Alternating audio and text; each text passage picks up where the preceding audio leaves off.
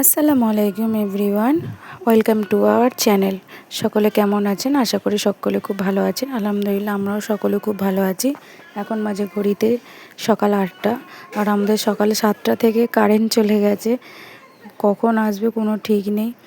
So যাই হোক, এখানে আমরা গরমের চোটে সব বারান্দায় বসেছিলাম। তো এইদিকে চা পানি খেয়ে আমাদের সকালে সব ব্রেকফাস্ট করে মায়েদের পাপা গিয়েছিল বাজারে। বাজার থেকে নিয়ে এসেছে ছেঁড়া পরোটা, আর নিয়ে এসেছিল কাতলা মাছের ডিম। কাতলা মাছের ডিম রান্নার থেকে বেশি বড়া করলে বেশি সুন্দর লাগে, মানে খেতে ভালো লাগে। বাবুও বড়া খেতে খুব ভালোবাসে, রান্নাও ভালোবাসে, কিন্তু যেহেতু বরফের মাছের ডিম তো তো রান্না খুব একটা ভালো লাগবে না। তো সেই কারণেই আমাকে মাছের ডিমটা বড়া করতে হবে। সো এখানে আমরা ছেঁড়া পরোটা নিয়ে সকলে মিলে খেতে বসে গেলাম। আজকে আমাদের রান্না হয়েছিল চিকেন রান্না। এখানে চিকেন রান্নাটা কমপ্লিট হয়ে গেছে।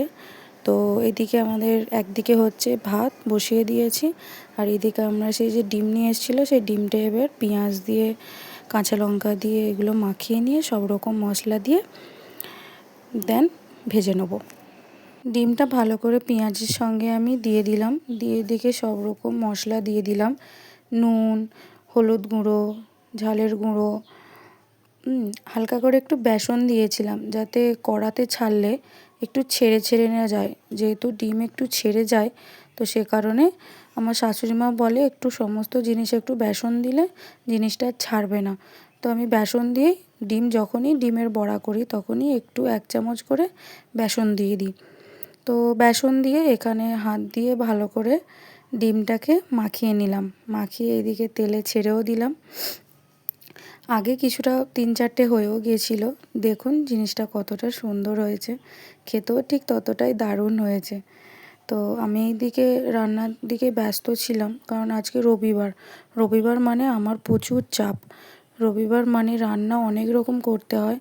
তো ওইদিকে মায়েদের পাপা অনেক আমাকে হেল্প করে দিল, মায়েদকে গোসল করিয়ে খাইয়ে পর্যন্ত দিয়ে দিয়েছিল। মায়েদের পাপার হাতে খুব একটা মায়েদ খেতে চায় না, তবুও মায়েদ আজকে ওর পাপার হাতেই খেয়ে নিল। তো আমার এইদিকে সব কাজ কমপ্লিট করে আমরা সকলে গোসল করে এখানে সকলে মিলে লাঞ্চ করতে বসে পড়েছিলাম। মায়েদকে যেহেতু ওর পাপা খাইয়ে দিয়েছিল, তাই আমাদের দিকে আর আসতেও চায় না। একবার খেয়ে নিলে খাবারের দিকে কোনো আর ইন্টারেস্ট থাকে না আর। সো এখানে আমাকে বসা দেখাচ্ছে, ওর পাপা কিভাবে বিছানায় বসে থাকে। দেখুন শুধু ওর বসাটা, এরকমভাবে বসতে হয়, কত রকম করে আমাকে বসিয়ে দেখাচ্ছে। সো আজকে আমি মায়েদের কোনো ভালো রকম ভিডিও শ্যুট করতে পারিনি, শুধুমাত্র ব্যস্ততার জন্য। এইদিকে আমাদের আজকে ঘুরতে যাওয়ার কথা ছিল। অনেক দিন পর মায়েদের পাপা বলল, চলো তোমাদেরকে বিকেলবেলা কিছুক্ষণের জন্য একটু ঘুরিয়ে নিয়ে আসি। সো এইদিকে দুপুর হতে না হতেই চলে আসলো বৃষ্টি, মেঘলা আকাশও ডাকছিল প্রচুর। সো এবার কী করে বাবুকে নিয়ে বেরোবো। সো আমাদের সকলেরই মনটা খুবই খারাপ হয়ে গেল আকাশের এরকম ওয়েদার দেখে। কিন্তু এই ওয়েদার দেখে আমরা তো আর বেরোতে পারবো না, কারণ বাবুর ঠান্ডা লেগে যাবে। সো আমাদের আর এদিকে যাওয়া হবে কি জানি না ঠিক, দেখা যাক কতটা কি হয়। আর এখানে মায়েদের পাপা ফোন দেখছে, বলে আজকে আর ঘুমাবো না, ঘুমিয়ে পড়লে উঠলে তখন অসুবিধা হয়। সো এখানে বসে বসে ফোন দেখছিল বৃষ্টি থামলেই আমরা বেরোবো বলে, কিন্তু বৃষ্টি তো থামার কোনো রকমই নামই নেই। তো আমাদের এই আমাদের তো আর যাওয়া হলো না। আমরা এখানে বসে পড়েছি চা খেতে, আর এখন ঘড়িতে বাজে সন্ধ্যা 6টা। তো বাবুর জন্য বাবুর পাপা নিয়ে এসেছিলো কর্নফ্লেক্স, সেটাই ওকে আজকে দুধ দিয়ে খাওয়াবো।